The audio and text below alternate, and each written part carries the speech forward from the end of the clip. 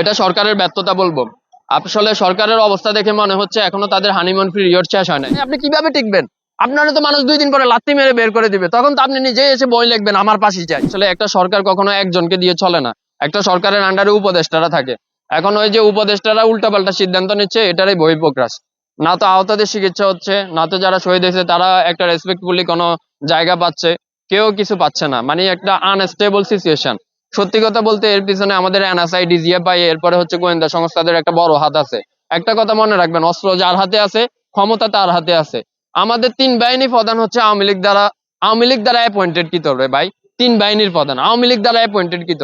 যেখানে আমার দেশে মেম্বার ইলেকশন করার জন্য শেখ হাসিনার কতটুকু চামচামি করা লাগতো এটা তো সবাই জানে। তাইলে সেখানে আমার দেশে একজন সশস্ত্র বাহিনীর প্রধান, একজন এনএসআই প্রধান, একজন সেনাবাহিনীর প্রধান হইতে হইলে কতটুকু শেখ হাসিনা চামচামি করা লাগে এটা তো আপনারা বুঝতেই পারতেছেন। শুধুমাত্র একটা বাক্যে বলে 2008 সাল থেকে 2024 সাল পর্যন্ত যদি আমাদের সেনাবাহিনীর প্রধান 5টা বাক্য এগেনস্ট ইনজাস্টিসের বিরুদ্ধে বলতো, অন্যায়ের বিরুদ্ধে যদি 5টা বাক্য বলতো, তাহলে কি শেখ হাসিনা তাকে সেনাবাহিনীর প্রধান করতো না? সুতরাং বলা যায় যে যারা বড় বড় পজিশনে আছে, হোল্ড করে আছে, তারা 2008 থেকে 2024 পর্যন্ত আজ পর্যন্ত অন্যায়ের বিরুদ্ধে কোনো কথা বলে নাই। আর তাদেরকে দিয়ে এটা সম্ভব না। অন্যায়ের বিরুদ্ধে তারাই কথা বলবে যারাই গুল্লির সামনে দাঁড়াইছিল। আমরা গুল্লির সামনে দাঁড়াইছিলাম, আমরা সংসদে গেছিলাম, আমরাই বঙ্গভবন ঘেরাওতে গেছিলাম, আমরাই জানি অন্যায়ের বিরুদ্ধে কিভাবে কথা বলতে হয়। এটা সরকারের ব্যর্থতা বলবো। আসলে সরকারের অবস্থা দেখে মনে হচ্ছে এখনো তাদের হানিমুন পিরিয়ড শেষ হয় নাই। আমি বুঝতে পারতেছি না, যেখানে একটা দেশের সিকিউরিটি থেকে ম্যানেজার পর্যন্ত ছিল সবাই আওয়ামী লীগের মানে আওয়ামী লীগ নিজের অ্যাপয়েন্টেড করছে। মানে শেখ হাসিনা একটা দেশের সিকিউরিটি থেকে ম্যানেজার, চেয়ারম্যান সবগুলারে ঢুকাইছিল তার আন্ডারে। তারপরও শেখ হাসিনা 16 বছর টিকতে পারে নাই।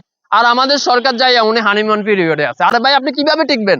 আপনারা তো মানুষ 2 দিন পরে লাত্তি মেরে বের করে দিবে, তখন তো আপনি নিজেই এসে বই লিখবেন আমার পাশেই চাই। তো এইসব বই লেখার আগে, আমার পাশে চাই বই লেখার আগে আমি বলবো যে আপনারা শুধরে যান।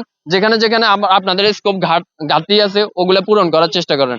বেসিক্যালি যারা আন্দোলনে আহত হয়েছে, আন্দোলনে শহীদ হয়েছে, তাদেরকে দেখভাল করার একটু চেষ্টা করেন। আর দেশের একটা আনস্টেবল পরিস্থিতি চলতেছে, there is a no law and order. আপনি দেখবেন এখানে ট্রাফিক লেগে আছে, ওইখানে মানুষ খুন হয়ে যাচ্ছে।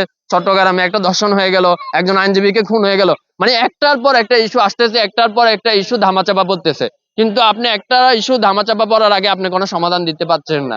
এটা আপনার ব্যর্থতা। আর এর জন্য আমাদের আইন মন্ত্রণালয় এবং স্বরাষ্ট্র মন্ত্রণালয় খুবই চরমভাবে বাংলাদেশের সরকারকে মানে ক্ষতিগ্রস্তের মানে ক্ষতি হওয়ার সম্মুখীনের মানে রাস্তার মধ্যে এনে দাঁড় করায় দিছে।